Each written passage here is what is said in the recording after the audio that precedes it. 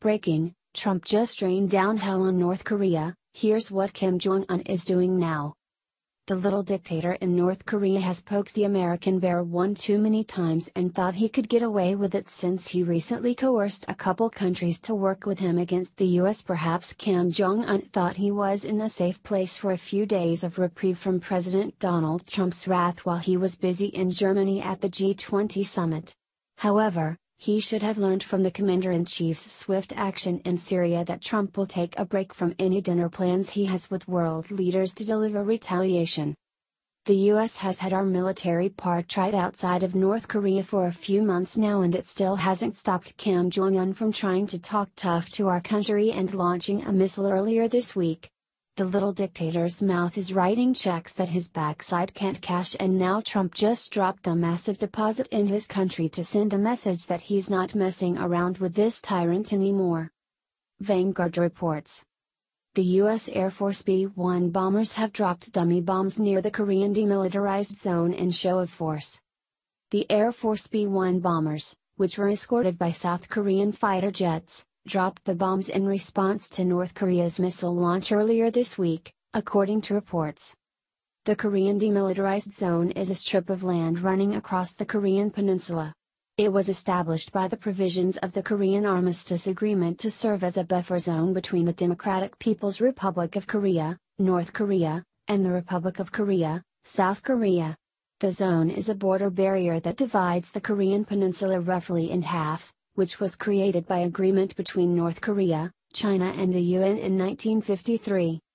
U.S. Secretary of Defense Jim Mattis had said on Thursday that Pentagon was ready to provide military options to President Donald Trump over the continued launch of ballistic missiles by North Korea.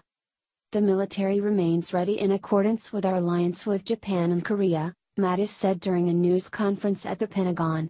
The North Korean launch of an intercontinental ballistic missile on July 4 is a very serious escalation and provocation, and also an affront to the United Nations Security Council resolutions, he said.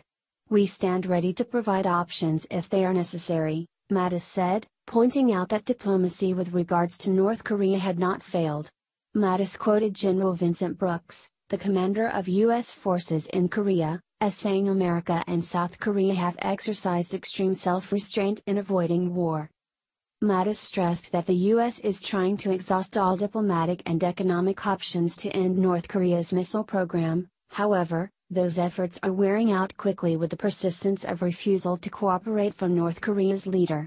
It can be difficult to tell when the diplomatic options have been exhausted because your enemy might be sneaky, or duplicitous in some way, and it's the responsibility of a country has to try and determine fact from fiction.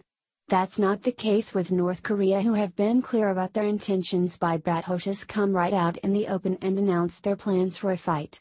It doesn't get much more plain than American bastards would be not very happy with this gift sent on the July 4th anniversary. America absolutely must stand up and protect itself, or generations to come will be reading their history books in another language, wondering why we kept quiet so long, Freedom Daily previously reported.